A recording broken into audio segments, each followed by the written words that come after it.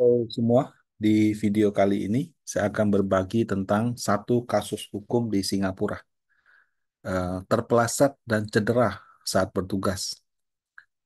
Mantan pramugara tepatnya sih, menggugat maskapai 1 juta. Plus-plus belakangan baru saya cek ternyata 2 juta Sin dolar, bukan 1 juta. Tapi nggak apa-apa lah. Nah, penggugatnya namanya Durairas Santirans atau saya singkat DR. Kenapa bukan DS? Ya suka-suka saya sih. Mau pakai DS juga boleh. Nah, dia adalah mantan pramugara di Singapore Airlines. Yang dia gugat tempat kerjanya dia yaitu Singapore Airlines. Objeknya apa? Jadi si DR ini terpeleset dan cedera waktu bertugas di tanggal 6 September 2019. Dia meminta ganti rugi, biaya pemulihan itu sama eh, karena sudah nggak diperpanjang kontraknya. Totalnya sih kalau nggak salah 2 juta Sin dolar, bukan 1 juta. Saya koreksi ya. 11,8 M, kalau 2 juta berarti eh, 23 M lebih gitu. Nah, kira-kira putusan pengadilan apa? Sebelumnya kita background dulu. DR ini ke warga negara Malaysia, kelahiran 88. Jadi dia diterima kerja di Juni 2016 sebagai pramugara. Jadi 2016 diterima kerja berarti umurnya 28 tahun ya waktu itu. Sorry. 12 tambah 16. Ayo benar, 28 tahun. Nah, waktu itu dia diterima dengan kontrak kerja 5 tahun, gajinya 6.058 dolar per bulan, atau kalau dirupiahkan kira-kira 71.500.000 kurs saat ini. Nah, selama masa kerja si DR ini termasuk kejadian yang dia gugat, itu sudah 7 kali mengalami cedera gitu. Pertama itu April 2017, dia diterima Juni 2016 ya, kerja 8 bulan, cedera punggung waktu tutup kompartemen bagasi. Penanganannya obat anti nyeri sama fisioterapi. Kemudian dia mengajukan klaim via UU kompensasi cedera kerja, jadi semacam undang-undang di Singapura yang memperbolehkan itu, dan dapat kompensasi 26.200 atau sekitar 309 juta.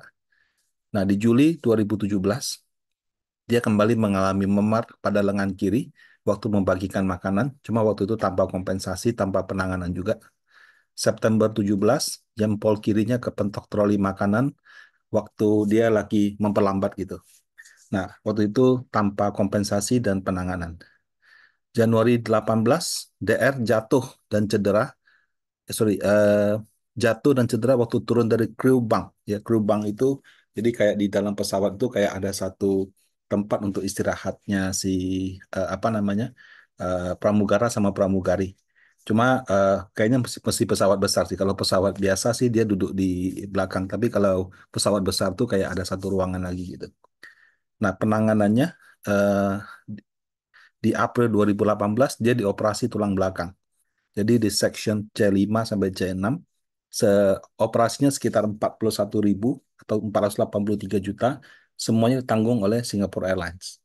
Nah, kemudian karena cedera dan operasi tersebut, DR mengajukan lagi klaim undang-undang sesuai kompensasi kerja gitu. Dan dia mendapat kompensasi 91.700 Sin dolar atau sekitar 1 M 80 juta. Nah, karena cedera itu dia di grounding, ya kan nggak bisa ini kan terbang gitu kan. Nah, dia komplain soal grounding itu. Kemudian setelah nyatakan fit, dia bertugas lagi di akhir tahun. Jadi Januari jatuh, April operasi, kemudian dia merasa sudah sehat mau naik lagi, tapi diperiksa akhirnya fitnya akhir tahun baru terbang lagi. Nah, Desember 18, jadi dia sudah terbang, kuku jempol kiri patah waktu menangani troli makanan tanpa klaim dan kompensasi. April 2019, jari tangan memar waktu buka kompartemen tanpa klaim dan kompensasi. Nah, baru yang nomor 7 ini nih, DR mengaku jatuh pada area yang licin dan menggugat 2 juta. Ya, sorry bukan 1 juta, tapi anggaplah 1 juta gitu. Ini yang nomor 7-nya itu. Jadi selama dia kerja, selama masa kontraknya itu, berkali-kali dia mengalami cedera. Nah, kenapa ada catatan seperti ini? Mungkin itu dimasukkan dalam log pesawat atau dalam catatan sehingga itu menjadi bagian daripada bukti atau kesaksian di pengadilan gitu. Nah, karena berkali-kali jatuh segala macam, di bulan April 2021, Singapore Airlines memutuskan untuk tidak memperpanjang kontrak DR. pertimbangannya produktivitinya rendah gitu ya. Kurangnya kemauan untuk bekinerja baik. Kalau bahasa Inggrisnya lack of motivation to excel gitu. Nah, karena 7 cedera kerja itu dari 1195 hari kalender masa kontrak Januari sampai April 2021, DR itu tidak masuk 603 hari gitu. Tidak tidak tidak kerja lah 603 hari. Nah, kemudian si DR ini periksa dokter. Menurut dokternya, akibat cedera waktu kejadian nomor 7 yang September 2019 itu menyebabkan cacat atau disabilities yang tidak memungkinkan bagi dia untuk bekerja kembali. Nah, itu terjadi hemiasidiscus atau cervical disc prolapse. Ini saya ambil dari keterangan hukumnya ya. Kalau bahasa Indonesianya hemiasidiscus. Jadi kayaknya tulang belakang di C4, C5 sama C6, C7-nya geser. Jadi kan tulang belakang itu kan ada banyak tuh. Nah, itu ada hurufnya nih, maksudnya ada urutannya C1, C2, C3 gitu. Jadi C4, C5, C6, C7 itu terjadi mungkin semacam pergeseran atau cedera gitu. Nah, akibatnya itu kayak selalu jangka panjang gitu. Setiap kali dia beraktivitas itu sakit gitu. Nah, sakitnya bisa 5 sampai 15 menit dan akan semakin parah jika dia terus melanjutkan. Nah, kalau dia mau nggak sakit, itu harus berhenti dulu istirahat sama minum obat anti nyeri gitu. Nah, pada saat kasus ini berlangsung kan si DR sudah nggak bekerja di Singapore Airlines. Tapi dia bekerja di Malaysia, satu rumah sakit atau apalah, medical apa gitu, namanya RICOH, RICOH. Nah, pekerjaannya sebagai customer care analyst dengan gaji 4.200 ringgit atau kira-kira hampir 15 juta kontrak 2 tahun. Nah, dasar gugatan DR, dia kepleset dan mengalami cacat karena lantai pesawat yang licin. Nah, Singapore Airlines sebagai pemberi kerja melanggar duty of care. Kan sebagai pemberi kerja itu harus menyediakan tempat kerja yang aman. Jadi ini duty of care. Nah, jadi dia merasa si Singapore Airlines melanggar duty of care karena tidak menyediakan tempat kerja sama sistem kerja yang aman. Nah, kemudian kebanyakan dari hampir 2 juta itu 700.000 itu adalah karena dia merasa kontraknya tidak diperpanjang. Mungkin dia merasa kalau tempatnya aman dia bisa diperpanjang lagi gitu. Cuma nggak tahu dapat hitungan 700.000 dari mana. Sama 2 juta sih angka aslinya gitu ya. Nah, kalau digugat begitu, eh, Singapore Airlines juga nggak tinggal diam dong. Jadi di pengadilan, Singapore Airlines-nya bersaksi bahwa benar DR terpeleset di pesawat di 6 September 2019. DR terpeleset waktu menjalankan tugas sesuai dengan pekerjaannya, yaitu sebagai pramugara. Dan kemudian Singapore Airlines memang memiliki kewajiban duty of care terhadap karyawannya. Tapi Sia membantah bahwa satu, lantai pesawat licin. Dua, DR cedera karena Sia lalai menyediakan tempat kerja dan sistem yang aman gitu. Kemudian yang ketiga, Singapore Airlines juga menerapkan namanya asas voluntary non-fit injuria. Ini bahasa Latin gitu. Yang artinya seseorang yang secara sadar dan sukarela mengambil resiko bahaya, tidak dapat memperoleh ganti rugi atas cedera yang diakibatkannya. Jadi misalnya kalau kita kerja, kita tahu itu ada resiko, ya sudah kita nggak bisa gugat dong gitu. Nah, itu uh, 3 poin yang dibantah oleh Singapore Airlines. Nah, menjadi uh, tugas dari pengadilan dong untuk menimbang gitu kan, gugatan sama bantahan gitu. Nah, yang paling penting adalah apakah benar di pesawat itu ada daerah yang licin gitu. Kalau bahasa dia di gugatannya path of grease, jadi ada jalan yang berminyak sehingga si daerah terjatuh. Nah, di 6 September 2019 itu pesawatnya terbang dari San Francisco ke Singapura. Eh, ada 13 staff kru yang bertugas. DR ini salah satu dari 13 itu. Nah, kemudian laba penerbangannya yaitu 16 jam 45 menit dengan tipe Airbus A350. Nah, dari 13 kru itu 5 menjadi saksi di pengadilan. Nah, kronologi versi DR sebagai berikut. Pertama, waktu pintu pesawat ditutup tapi belum take off, DR menyadari di lorong yang kelas ekonomi itu ada bagian yang berminyak, pad of grease gitu. Nah, si DR ini info ke Mischa. Mischa ini mungkin atasannya. Dan kebetulan bersaksi juga. Miss Chia, ini ada minyak di lantai gitu, licin gitu. Nah, Chia bilang, oh kalau gitu ya udah kamu bersihkan ya dengan disinfektan, dengan handuk, dengan tisu, dengan apalah gitu. Nah, DR mengerjakan sesuai instruksi, tapi dia lapor lagi, nggak hilang total gitu. Nah, kemudian Chia info ke semua kru tentang kondisi lantai tersebut dan meminta agar berhati-hati. Jadi Chia ini kayak supervisornya dan sebenarnya tidak melihat, dia cuma berdasarkan laporan daripada si DR. Nah, setelah take off, Chia kembali menginstruksikan untuk membersihkan lagi. Tapi lagi-lagi dia bilang nggak bisa gitu. Nggak, dia udah bersihkan tapi nggak hilang semua. Kenapa sampai 2 kali? Karena kalau dia bersihkan sebelum take off, itu kan harus panggil petugas dari bandaranya. Kalau dia bersihkannya lama, pintunya nggak bisa tutup. Jadi dia sudah nggak apa-apa, keluar aja, mereka yang bersihkan. Nggak hilang kan? Habis take off, dibersihkan lagi, tapi nggak hilang lagi. Ini versi CDR ya. Nah, kemudian laporan DR terhadap Chia, terhadap Miss Chia itu dimasukkan dalam CDL, Cabin Defect Log ya. Jadi itu semacam log percakapan yang menyangkut tentang kekurangan-kekurangan yang terjadi dalam pesawat dan itu menjadi bukti di pengadilan. Jadi kesaksiannya itu kesaksian tertulis gitu. Nah, kan penerbangannya hampir 17 jam. Setelah jalan 15 jam, 2 jam sebelum mendarat, itu kru menyiapkan makanan sebelum mendarat, makanan yang terakhir lah gitu. Kalau kita naik long flight sih memang pas awal dikasih makan, pas mau turun dikasih makan lagi. Tapi kalau kita ya cuma 2-3 jam ya makannya cuma sekali aja. Tapi kalau perjalanan di atas 6 jam sih setahu saya memang 2 kali makan. Nah, ketika berjalan di area makan, eh, DR terpeleset keras dan kena di punggungnya. Jadi dia punya minyak itu bukan di lorong ekonomi tapi di lorong yang dekat kru menyiapkan makanan gitu loh. Ya. Eh, Waktu lagi menyiapkan makanan, si DR terpeleset dengan keras dan kena di punggungnya. Nah, waktu jatuh, lampu di lorong menyala dengan normal. Pesawat juga dalam kondisi stabil, jadi tidak ada guncangan gitu. Nah, kru lain melakukan pertolongan pertama. Dia pertama dudukin dulu di kelas ekonominya. Nah, tidak lama setelah itu dia bangunkan dan dia dudukkan lagi di kelas bisnis yang sedang kosong.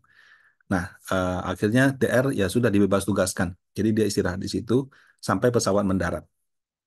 Begitu mendarat di Singapura, langsung diantar dengan kursi roda ke klinik bandara untuk mendapat pertolongan pertama. Nah, ini apa namanya eh, kronologi versi DR dan ketika dia jatuh tindakan penanganannya. Nah, kemudian versi Singapore Airlines sebagai berikut. Menurut dia satu, DR itu tidak menginformasikan lantai licin sebelum take off, tapi sesudahnya, gitu. Nah, jadi versi DR kan dia kasih tahu sekali sebelum take off, pas sudah take off kasih tahu lagi, 2 kali disuruh bersihkan. Nah, tapi setelah dicek lagi, enggak, DR itu ngasih taunya setelah take off, bukan sebelum take off. Dan kemudian benar, dia menginstruksikan untuk membersihkan menggunakan sabun dan dari kamar mandi dan handuk gitu. Nah, Mansheli itu salah satu dari 5 saksi 5 kru yang bersaksi. Dia bilang dia melihat DR terpeleset gitu. Tapi dia tidak tahu karena apa DR terjatuh. Jadi dia lihat dia jatuh, iya, tapi dia nggak tahu kenapa dia jatuh.